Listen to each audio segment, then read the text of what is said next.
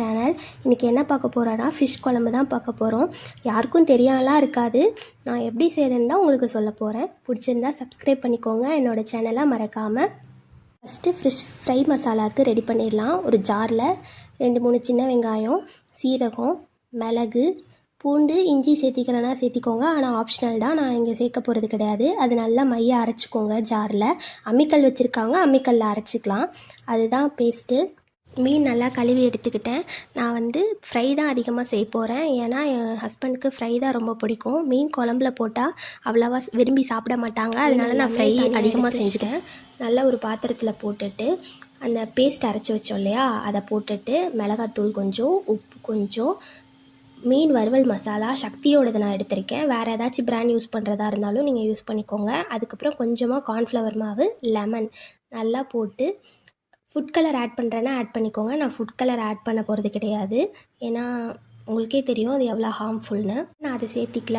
அதை நல்லா அப்படியே போட்டு நல்லா பரட்டி விரவி நல்லா ஃபேனில் காய வச்சுருங்க, இல்லை வெயிலில் கூட காய வச்சுக்கோங்க. அடுத்து நான் மீன் குழம்புக்கு ரெடி பண்ண போகிறேன். நான் வதக்கி தான் ஆட்டி வைக்க போகிறேன் எங்கள் ஊர் ஸ்டைலில். அதனால் வடை சட்டியில் வெங்காயம், வரமிளகா, சீரகம், மிளகு, பூண்டு, இஞ்சி இதெல்லாம் போட்டு ஆயில் கொஞ்சம் ஊற்றி நல்லா வதக்கி விட்டுக்கோங்க. தக்காளி கம்மியாக சேர்த்திக்கலாம். ஆனால் நான் மாங்காய் போட போகிறது கிடையாது. அதனால் தக்காளி 2 சேர்த்திக்கிறேன். தக்காளி நல்லா வேகிறதுக்கு உப்பு கொஞ்சமாக ஆட் பண்ணிக்கோங்க. தக்காளி நல்லா வெந்துடும். சில பேர் இதிலே தேங்காயெலாம் போட்டுக்குவாங்க. ஆனால் நான் தேங்காய் சேர்க்க போகிறது கிடையாது. எங்கள் வீட்டில் தேங்காய் அவ்வளோக்கா ஆல்மோஸ்ட் நாங்கள் சேர்த்திக்க மாட்டோம். சேர்த்திக்குவோம். அதனால நான் இதில் தேங்காய் போட போகிறது கிடையாது. வதங்கினதுக்கப்புறம் கேஸ் ஆஃப் பண்ணிட்டு அதுக்கப்புறம் மிளகாத்தூளும் கொஞ்சமாக மல்லித்தூளும் ஆட் பண்ணிக்கோங்க. ஏன்னா கேஸ் ஆன் பண்ணி இருக்கும்போதே போட்டிங்கன்னா அது ரொம்ப தீஞ்ச மாதிரி போயிடும், குழம்பு டேஸ்ட் வராது அவ்வளோக்கு. அதனால கேஸ் ஆஃப் பண்ணிட்டு அதுக்கப்புறம் போட்டு நல்லா கிளறி வச்சு ஆற வச்சுருங்க. அதுக்கப்புறம் நான் ரெஃப்ரெஷ் ஆகிட்டு வந்து தான் குழம்பு வைக்க போகிறேன். ரெஃப்ரெஷ் ஆகிட்டு வந்துட்டேன்.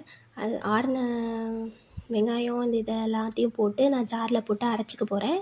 முதல்ல சொன்ன மாதிரி தான் அம்மிக்கல் இருக்கவங்க ஆட்டாங்கல்ல அரைச்சிக்கோங்க. எங்கள் அம்மாச்சிலாம் இப்போ ஆட்டாங்கல்ல வணக்கி கொடுத்துட்டோன்னா ஆட்டாங்கல்ல தான் அரைச்சி கொடுப்பாங்க. நம்ம இப்படிலாம் அரைக்க முடியாதுல்ல, அதனால நான் ஜார்லேயே போட்டு அரைச்சிக்கிட்டேன். இதான் ரெடி பண்ண போகிறோம் மீன் குழம்புக்கு. வடை சட்டியில் கடலெண்ணெய் ஊற்றிக்கோங்க. சில பேர் தேங்காய் எண்ணெயும் யூஸ் பண்ணுவாங்க. கேரளா சைடெலாம் ஆல்மோஸ்ட் தேங்காய் எண்ணெய் தான் யூஸ் பண்ணுவாங்க, நல்லாவும் இருக்கும்.